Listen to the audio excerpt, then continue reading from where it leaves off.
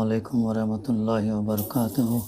اعوذ باللہ من الشیطان الرجیم، بسم اللہ الرحمن الرحیم۔ وَلَقَدْ أَرْسَلْنَا رُسُلًا مِّن قَبْلِكَ وَجَعَلْنَا لَهُمْ أَزْوَاجًا وَذُرِّيَّةً وَمَا كَانَ لِرَسُولٍ أَن يَأْتِيَ بِآيَةٍ إِلَّا بِإِذْنِ اللَّهِ لِكُلِّ أَجَلٍ كِتَابٌ يَمْحُو اللَّهُ مَا يَشَاءُ وَيُثْبِتُ وَعِندَهُ أُمُّ الْكِتَابِ۔ صدق اللہ العلی العظیم۔ رب اشرح لی صدری ویسر لی امری واحلل عقدۃ من لسانی یفقہوا قولی، رب زدنی علما۔ سورہ الرعد کی تفسیر کا سلسلہ الحمدللہ جاری ہے۔ گزشتہ مطالعے میں جو باتیں ہمارے سامنے آئیں، اللہ سبحانہ وتعالیٰ فرمایا جن لوگوں نے دعوت حق کو ماننے سے انکار کیا ان کے لیے ان کی مکاریاں خوشنما بنا دی گئیں اور وہ راہ راست سے روک دیے گئے۔ انسان کو جو اختیار اور آزادی دی، اگر وہ اس کو مکاریوں میں استعمال کرتا، غلط راستے پر استعمال کرتا، تو اللہ تعالیٰ ان کو ڈھیل دیتا اور خوشنما بنا دیتا اور پھر ان کو سیدھے راستے سے روک دیتا۔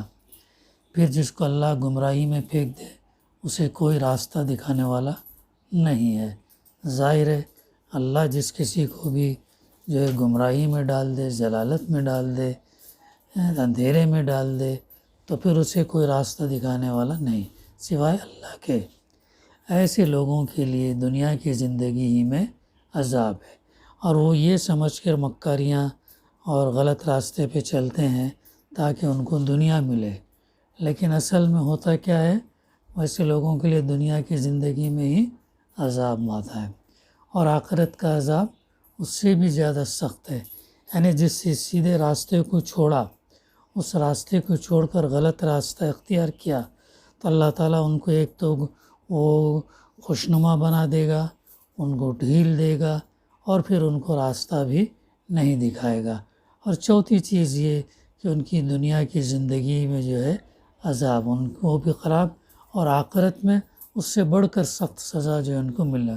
کتنا برا ہے انجام جو اللہ تعالیٰ بار بار قرآن مجید میں مختلف پیرا میں مختلف صورتوں کے اندر اللہ تعالیٰ اس کا تذکرہ کرتا۔ کوئی ایسا نہیں جو انہیں اللہ سے بچانے والا ہو۔ ظاہر بات ہے اللہ سے بڑھ کر کس کے پاس ہے طاقت؟ اللہ عزیز ہے، زبردست ہے، وہ جو فیصلہ کر دیتا کوئی اسے ٹال نہیں سکتا، کوئی روک نہیں سکتا، کوئی جو ہے انہیں اللہ سے بچانے والا بھی نہیں۔ خدا ترست انسانوں کے لیے جس جنت کا وعدہ کیا گیا اس کی شان یہ ہے کہ اس کے نیچے نہریں بہہ رہی ہیں، اس کے پھل دائمی ہیں اور اس کا سایہ لازوال ہے۔ یہ نیک اعمال کرنے والے ایمان والوں کا انجام ہے اور ان کے لیے ہمیشگی کی زندگی ہے۔ یہ دراصل انجام ہے کن لوگوں کا؟ متقی لوگوں کا، ان لوگوں کا جو اللہ سے ڈرتے ہوئے زندگی جو ہے وہ دنیا میں گزارتے ہیں۔ تو یہ بڑا اہم پیغام ہے۔ روزوں کا مقصد جو ہم کو بتایا گیا تقویٰ، پرہیزگاری، اور ہر سال ہم سے وہ کرایا جاتا۔ تو جتنا ہم اپنی زندگی کے اندر تقویٰ نافذ کریں گے اتنا انشاءاللہ دین اور دنیا دونوں جو ہے کامیاب رہیں گے۔ اس کے مقابلے میں منکرین حق کا انجام یہ ہے کہ ان کے لیے دوزخ کی آگ ہے۔ ان کے لیے کون سی آگ ہے؟ دوزخ کی آگ، بہت تیز، شدید، دنیا کے مقابلے میں بہت تیز آگ ہے۔ اے نبی صلی اللہ علیہ وسلم، جن لوگوں کو ہم نے پہلے کتاب دی تھی وہ اس کتاب سے جو ہم نے تم پر نازل کی ہے خوش ہیں، اور مختلف گروہوں میں کچھ ایسے لوگ بھی ہیں جو اس کی بعض باتوں کو نہیں مانتے۔ تم صاف کہہ دو کہ مجھے تو صرف اللہ کی بندگی کا حکم دیا گیا ہے اور اس سے منع کیا گیا ہے کسی کو اس کے ساتھ شریک ٹھہراؤں۔ یہ ہے وہ بات۔ کیا حکم دیا گیا؟ اللہ کی غلامی، بندگی کا۔ بندگی یعنی اللہ کی غلامی، اطاعت، فرما برداری، وہ دیا گیا ہے۔ اور اس سے منع کیا گیا کہ کسی کے ساتھ اس کو شریک ٹھہرا، لہٰذا میں اسی کی طرف دعوت دیتا ہوں۔ تو اللہ کے رسول صلی اللہ علیہ وسلم نے تمام انسانوں کو اسی کی طرف دعوت دیتے ہیں اور اسی کی طرف وہ رجوع بھی کرتے ہیں اور اسی سے اللہ تعالیٰ اجر بھی چاہتے ہیں۔ یہ ہے اصل کام جو امت کا کرنے کا ہے، میرا اور ہمارا، تمہارا، سب کا کام۔ لیکن آج کیا ہو گیا؟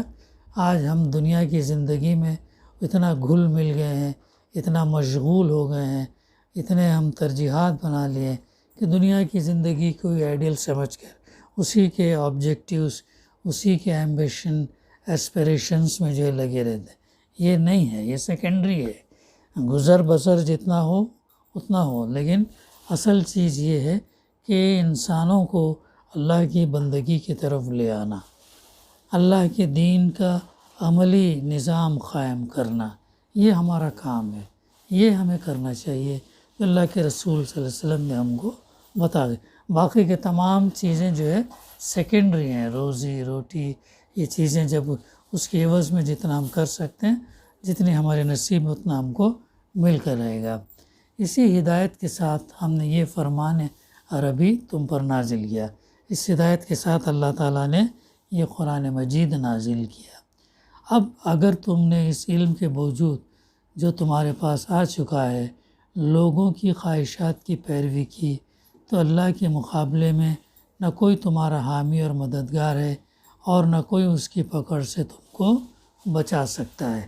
کتنی شدید وارننگ اللہ تعالیٰ دے رہا ہے۔ یہ جب کتاب آنے کے بعد، یہ ہدایات آنے کے بعد اگر تم نے اپنے خواہش نفس یا لوگوں کی خواہشات کی پیروی کی تو اللہ کے مقابلے میں تو پھر تمہارا کوئی حامی اور مددگار نہ ہوگا جو اللہ کی پکڑ سے تم کو بچا سکے۔ یہ ہے وہ بات جو ہم کو سمجھنا ہے، یہ ہے وہ بات ہم کو سمجھنا ہے، اور یہ ہمارے زندگی کا مقصد ہونا چاہیے، اور ہمارے انبیاء کا مشن بھی یہی تھا۔ اب اس کے بعد کی آیتیں میں نے بھی آپ کے سامنے تلاوت کی۔ یہاں پر اللہ تعالیٰ فرما رہا ہے تم سے پہلے بھی ہم بہت سے رسول بھیج چکے ہیں اور ان کو ہم نے بیوی بچوں والا ہی بنایا تھا۔ کتنی زبردست بات ہے۔ ہاں، یہ ایک اور اعتراض کا جواب ہے جو نبی صلی اللہ علیہ وسلم پر کیا جاتا تھا۔ وہ کہتے تھے کہ یہ اچھا نبی ہے جو بیوی اور بچے رکھتا ہے، بھلا پیغمبروں کو بھی خواہشات نفسانی سے کوئی تعلق ہو سکتا ہے کیا؟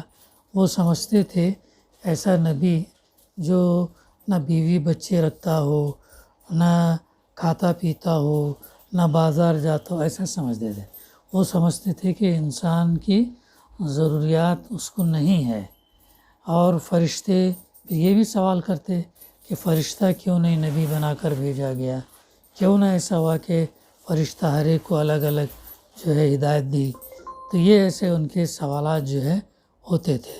تو اس کا جواب قرآن مجید میں مختلف مقامات پر یہ دیا کہ اگر فرشتے دنیا میں بستے تو اللہ تعالیٰ فرشتوں کو نبی بنا کر بھیجتا تھا۔ انسان بستے ہیں اور انسان کی زندگی نمونہ ہے، تو انسان بستے ہیں تو انسان کو اللہ تعالیٰ نے نبی بنا کر بھیجا تاکہ اس کی پوری زندگی تمہارے لیے نمونہ ہو۔ پھر بعد میں تم یہ نہ کہہ سکو کہ بھئی وہ نبی تو فرشتہ تھا، ہم تو انسان تھے، ہم کیسے کر سکتے تھے؟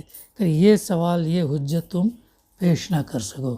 اس لیے اللہ تعالیٰ نے یہ بتایا کہ ہم بہت سے رسول اللہ کے رسول صلی اللہ علیہ وسلم سے پہلے بھی بھیج چکے ہیں، اور اللہ تعالیٰ نے ان تمام کو بیوی بچوں والا ہی بنایا تھا۔ فرق ان میں کیا تھا کہ اللہ تعالیٰ ان کو وحی بھیجتا تھا، وحی کے ذریعے سے وہ انسانوں کی رہنمائی کرتے تھے اور ان کا ایمان بہت مضبوط ہوتا تھا۔ جیسے دن ہم دیکھتے ہیں، رات کو ہم دیکھتے ہیں، ویسے وہ حقائق کو دیکھتے تھے اور ڈنکے کی چوٹ پر جو ہے وہ حق بات کو رکھتے تھے، ڈنکے کی چوٹ پر حق بات کو رکھتے تھے۔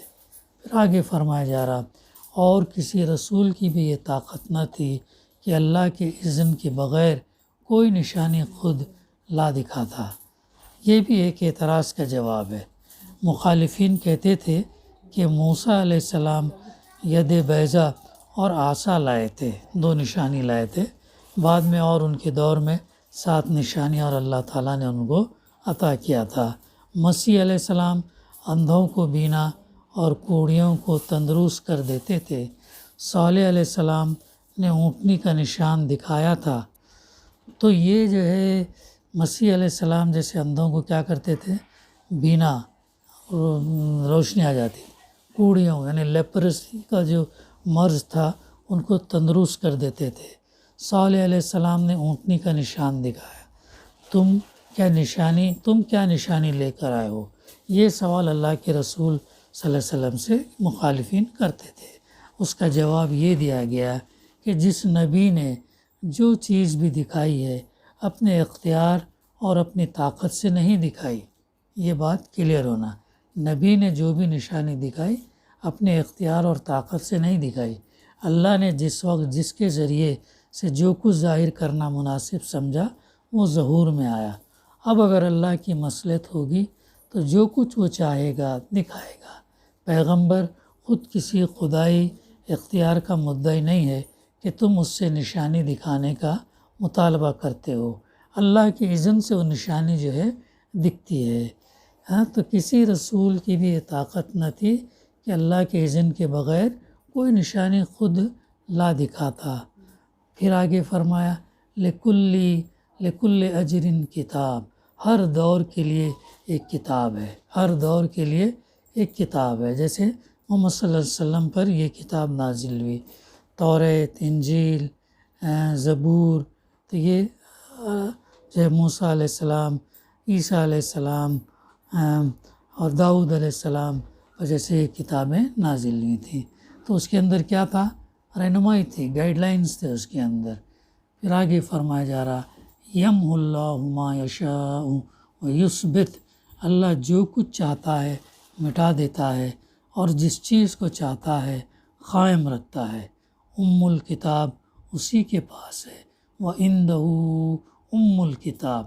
یہ جو ہے ہمارے اندر اللہ کے بارے میں یہ بالکل احساس رہنا چاہیے کہ پوری قدرت، پوری طاقت اس کے پاس ہے، جو چاہتا ہے کرتا ہے، جو چاہتا ہے مٹاتا ہے اور جس چیز کو قائم رکھنا چاہتا وہ رکھتا ہے۔ یہ ہے اللہ۔ پورا ہمارا سبمیشن، پورا ہمارا ایمان، یقین جو ہے اللہ پر ہونا، جو چاہے وہ کر سکتا، جو چاہے مٹا سکتا۔ الکتاب اسی کے پاس ہے۔ اس کی تفسیر میں ہے، یہ بھی دراصل مخالفین کے ایک اعتراض کا جواب ہے۔ وہ کہتے تھے کہ پہلے آئی ہوئی کتابیں جب موجود تھیں تو اس نئی کتاب کی کیا ضرورت تھی؟ کیسا سوال تھا دیکھو ان کا۔ پہلے توریت آئی تھی، زبور، انجیل، یہ کتابیں وہ موجود ہیں تو قرآن کی کیا ضرورت ہے؟ ایسا سوال تھا۔ تم کہتے ہو کہ ان میں تحریف ہو گئی، اب وہ منسوخ ہیں اور اس نئی کتاب کی پیروی کا حکم دیا گیا، مگر اللہ کی کتاب میں تحریف کیسے ہو سکتی ہے؟ اللہ نے اس کی حفاظت کیوں نہ کی؟ اور کوئی خدائی کتاب منسوخ کیسے ہو سکتی؟ تم کہتے ہو کہ یہ اسی اللہ کی کتاب ہے جس نے تورات اور انجیل نازل کی تھی، مگر یہ کیا بات ہے کہ تمہارا طریقہ تورات کے بعض احکام کے خلاف ہے، مثلاً بعض چیزیں جنہیں تورات والے حرام کہتے ہیں تم انہیں حلال سمجھ کر کھاتے ہو۔ ان اعتراضات کے جوابات بعد کی صورتوں میں زیادہ تفصیل کے ساتھ دیے گئے ہیں، یہاں ان کا صرف ایک مختصر جامع جواب دے کر چھوڑ دیا گیا۔ الکتاب کے معنی ہیں اصل کتاب، یعنی وہ منبع، وہ سرچشمہ جس سے تمام کتابیں آسمانی نکلی ہیں۔ کیا ہے الکتاب؟ وہ کتاب کا سرچشمہ جس سے تمام آسمانی کتابیں جو اس سے نکلی ہیں، یعنی ایک کتاب ہے اس سے تمام کتابیں نکلی ہیں۔ پھر آگے فرمایا جا رہا وَإِمَّا نُرِيَنَّكَ بَعْضَ الَّذِي نَعِدُهُمْ أَوْ نَتَوَفَّيَنَّكَ فَإِنَّمَا عَلَيْكَ الْبَلَاغُ وَعَلَيْنَا الْحِسَابُ۔ اور اے نبی صلی اللہ علیہ وسلم، جس برے انجام کی دھمکی ہم ان لوگوں کو دے رہے ہیں اس کا کوئی حصہ چاہے ہم تمہارے جیتے جی دکھا دیں یا اس کے ظہور میں آنے سے پہلے ہم تمہیں اٹھا لیں، دونوں پاسبلٹیز۔ جس چیز سے ہم ان کو ڈرا رہے ہیں تمہارے جیتے جیتے بھی ہم یہ کر سکتے ہیں، جیسے لوط علیہ السلام، جیسے صالح علیہ السلام، اور دوسرے پیغمبروں کے جیسے اللہ تعالیٰ نے ان سے کہا کہ تم اس بستی کو چھوڑ کر چلے جاؤ، پیچھے پلٹ بھی نہ دو، پھر اللہ نے ان کے جانے کے بعد اس بستی والوں پر عذاب لایا۔ تو ایسا بھی کر سکتا ہے اللہ تعالیٰ، یا آپ صلی اللہ علیہ وسلم کے جانے کے بعد بھی عذاب لے آ سکتا ہے۔ بہرحال تمہارا کام صرف پیغام پہنچا دینا ہے، اور حساب لینا کس کا کام ہے؟ اللہ کا کام ہے۔ ہمارا کتنی اہم بات ہے، اور بار بار بتایا جا رہا ہے تمہارا کام کیا ہے؟ پیغام پہنچا دینا، اور حساب لینا ہمارا کام۔ تو اب ہمارا کام کیا ہے؟ یہ پیغام جو ہم پہنچا دینا ہے، اور ہدایت دینے والا اللہ ہے، حساب لینے والا اللہ ہے۔ اس کی تفسیر میں مفسر لکھتے ہیں مطلب یہ ہے تم اس فکر میں نہ پڑو کہ جن لوگوں نے تمہاری اس دعوت حق کو جھٹلا دیا ان کا انجام کیا ہوتا ہے اور کب وہ ظہور میں آتا ہے۔ تمہارے سپرد جو کام کیا گیا ہے اسی پوری یکسوئی کے ساتھ کیے چلے جاؤ، پوری یکسوئی کے ساتھ۔ یہ دعوت کا کام، لوگوں کو پیغام پہنچانے کا کام جو ہے وہ تم لوگوں کو یہ کام تم کرتے چلے جاؤ۔ ہدایت دینا، حساب لینا اللہ کا کام ہو، نتیجے پہ مت دیو بس، اور نہ مایوس ہو، بس کرتے جاؤ تا حیات جو ہے یہ کام کرتے جاؤ، موت تک کرتے جاؤ، باقی اللہ پہ چھوڑ دو۔ تو یہ ہمیں سبق ملتا ہے، اور فیصلہ ہم پر چھوڑ دو، یعنی اللہ پر چھوڑ دو۔ یہاں بظاہر خطاب نبی صلی اللہ علیہ وسلم سے ہے، مگر دراصل بات ان مخالفین کو سنانی مقصود ہے جو چیلنج کے انداز میں بار بار حضور سے کہتے تھے کہ ہماری جس شامت کی دھمکیاں تم ہمیں دیا کرتے ہو آخر وہ آ کیوں نہیں جاتی۔ تو یہ لوگ کہتے تھے، مطالبہ کرتے تھے، لے آؤ عذاب، دیکھیں تو صحیح کیسا ہوتا ہے وہ عذاب، جس چیز سے تم ہم کو ڈرا رہے ہو لے آؤ، وہ کہتے تھے۔ پھر آگے فرمایا جا رہا کیا اولم یرو انا ناتی الارض ننقصها من اطرافها واللہ یحکم لا معقب لحکمہ۔ کیا یہ لوگ دیکھتے نہیں کہ ہم اس سرزمین پر چلے آ رہے ہیں اور اس کا دائرہ ہر طرف سے تنگ کرتے چلے آتے ہیں۔ کتنی اہم روایتیں ہیں۔ یعنی کیا تمہارے مخالفین کو نظر نہیں آ رہا کہ اسلام کا اثر سرزمین عرب کے گوشے گوشے میں پھیلتا جا رہا ہے اور چاروں طرف سے ان پر حلقہ تنگ ہوتا چلا جاتا ہے؟ یہ ان کی شامت کے آثار نہیں ہیں تو کیا ہے؟ تھوڑا تاریخ کا اگر ہم مطالعہ کریں، دیکھیں اللہ کے رسول صلی اللہ علیہ وسلم کی سیرت اگر ہم جب پڑھتے ہیں تو اللہ کے رسول صلی اللہ علیہ وسلم تنہا بات کو لے کر اٹھے، اور 23 سال کے اندر تمام عرب کے اندر لا الہ الا اللہ کی گونج جو ہے عام ہو گئی۔ پھر اللہ کے دین کو آپ نے پورے عرب کے اندر نافذ کیا۔ پھر جو تعلیم تربیت آپ نے خلفائے راشدین، صحابہ، تابعین، طب تابعین تک جو پہنچی، جو دی آپ نے، تو وہ لوگوں نے پھر اس کام کو آگے بڑھایا۔ تو یہ بتایا جا رہا کہ تمہارا جو گروہ ہے چھوٹا سا گروہ ہے، اور تمہارا گروہ کم ہوتے جا رہا، اسلام پھیلتا جا رہا ہے۔ اور آج ہم جائزہ لے کر دیکھیں آج کتنا اسلام پھیل رہا ہے۔ دنیا میں فاسٹسٹ گروئنگ ریلیجن کون سا ہے؟ اسلام ہے، فاسٹسٹ گروئنگ ریلیجن۔ اور تو اس کا مطلب کیا؟ لوگ دائرے اسلام کے اندر آتے جا رہے، بڑھتا جا رہا ہے۔ اور یہ انکار کرنے والے منکرین، یہود، نصارہ، ان کا دائرہ تنگ ہوتا جا رہا ہے۔ آج بھی اگر ہم بصیرت کی آنکھوں سے اگر دیکھیں تو اسلام بڑھتا جا رہا ہے، پھیلتا جا رہا ہے الحمدللہ۔ اور ایسا ہی ہوگا کہ ایک دور آئے گا کہ اللہ کے رسول صلی اللہ علیہ وسلم نے جو پیشن گوئی کی کہ یہ دین غالب ہو کر رہے گا، یہ دین مکمل حیات زندگی اس دنیا کے اندر غالب ہو کے رہیں گے۔ لیکن آپ نے اس کے ساتھ کیا بتایا؟ وہ غالب کرنے والے لوگ کیسے ہوں گے؟ وہ میرے صحابہ کے مانند ہوئے، یعنی ان کے کردار، ان کی سیرت، ان کے اخلاق، معاملات جیسے صحابہ تھے ویسا ہوں۔ تو یہ ہمارے لیے سبق ہے کہ ہم کو اپنے آپ کو انفرادی طور پر، اجتماعی طور پر ایک صالح معاشرے کے لیے ڈیولپ کرنے کے لیے کام کرنے کی ضرورت ہے۔ جو ہے ہمیں کام کرنے کی ضرورت ہے کہ کس طریقے سے اسلام پھیل رہا ہے۔ اللہ تعالیٰ کا یہ فرمانا کہ ہم اس سرزمین پر چلے آ رہے ہیں ایک نہایت لطیف انداز بیان ہے، چونکہ دعوت حق اللہ کی طرف سے ہوتی ہے اور اللہ اس کے پیش کرنے والوں کے ساتھ ہوتا ہے۔ اللہ کی مدد ان کے ساتھ ہوتی ہے جو اس کا کام کرتے ہیں۔ دعوت کا کام، اس پیغام کو عام کرنے کا کام کریں گے تو اللہ کی مدد ہمارے ساتھ ہوتی ہے۔ اس لیے کسی سرزمین میں اس دعوت کے پھیلنے کو اللہ تعالیٰ یوں تعبیر فرماتا ہے کہ ہم خود اس سرزمین میں بڑے چلے آ رہے ہیں، یعنی اسلام بڑھتا چلا جا رہا ہے اور اللہ تعالیٰ چلا آ رہا ہے، بڑھتا چلا جا رہا ہے، ہر طرف سے مشرک اور دوسرے تنگ ہوتے چلے جا رہے ہیں۔ اللہ حکومت کر رہا ہے، سب سے بڑی اصل گورننس حکومت اللہ کی ہے، کوئی اس کے فیصلوں پر نظر ثانی کرنے والا نہیں ہے، کوئی بھی اس کے فیصلوں پر نظر ثانی کرنے والا نہیں ہے۔ وَهُوَ سَرِيعُ الْحِسَابِ، اور اسے حساب لیتے کچھ دیر نہیں لگتی، اللہ کو حساب لیتے کچھ دیر نہیں لگتی۔ وَقَدْ مَكَرَ الَّذِينَ مِنْ قَبْلِهِمْ فَلِلَّهِ الْمَكْرُ جَمِيعًا يَعْلَمُ مَا تَكْسِبُ كُلُّ نَفْسٍ وَسَيَعْلَمُ الْكُفَّارُ لِمَنْ عُقْبَى الدَّارِ۔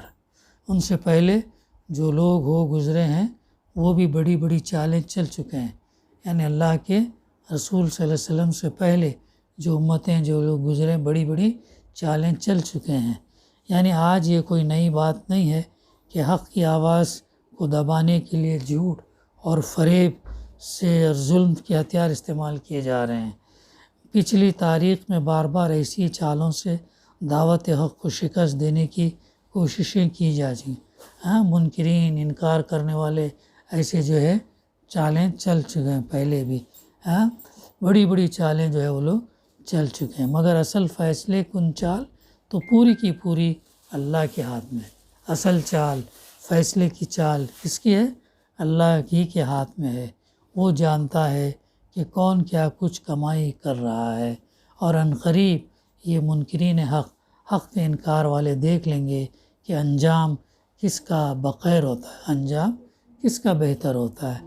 آخری آیت ہے اس سورہ کی، سورہ الرعد کی آخری آیت ہے، اور وہ ہے وَيَقُولُ الَّذِينَ كَفَرُوا لَسْتَ مُرْسَلًا قُلْ كَفَى بِاللَّهِ شَهِيدًا بَيْنِي وَبَيْنَكُمْ وَمَنْ عِندَهُ عِلْمُ الْكِتَابِ۔ یہ منکرین کہتے ہیں تم اللہ کے بھیجے ہوئے نہیں ہو۔ کیا کہتے تھے مخالفین، منکرین، کافرین اللہ کے رسول صلی اللہ علیہ وسلم سے کہ تم کو اللہ نے نہیں بھیجا؟ تو فرمایا جا رہا کہو میرے اور تمہارے درمیان اللہ کی گواہی کافی ہے، میرے تمہارے درمیان اللہ کی گواہی کافی ہے، اور پھر ہر اس شخص کی گواہی جو کتاب آسمانی کا علم رکھتا، یعنی ہر وہ شخص جو واقعی آسمانی کتابوں کے علم سے بہرور ہے، اس بات کی شہادت دے گا کہ جو کچھ میں پیش کر رہا ہوں، اللہ کے رسول صلی اللہ علیہ وسلم پیش کر رہے ہیں، وہ وہی تعلیم ہے جو پچھلے انبیاء علیہ السلام جو لے کر آئے تھے۔ اسی کے ساتھ اس سورۃ الرعد کی تفسیر کا سلسلہ الحمدللہ ختم ہوا چاہتا ہے۔ انشاءاللہ آئندہ جو ہے ہم کوئی دوسری سورت ہم لیں گے، یا ابراہیم علیہ السلام کی سورت ہے سورہ ابراہیم، اس کو یا انشاءاللہ ہم آئندہ لیں گے۔ دعا ہے کہ اللہ سبحانہ و تعالی ہمیں کہنے سننے سے زیادہ صحیح سمجھنے، اس پر عمل کرنے اور اس پیغام کو پہنچانے کی توفیق عطا فرمائے۔ ربنا تقبل منا انک انت السمیع العلیم وتب علینا انک انت التواب الرحیم۔ صلی اللہ تعالی علی خیر خلقہ وعلی آلہ وصحبہ اجمعین والحمد للہ رب العالمین۔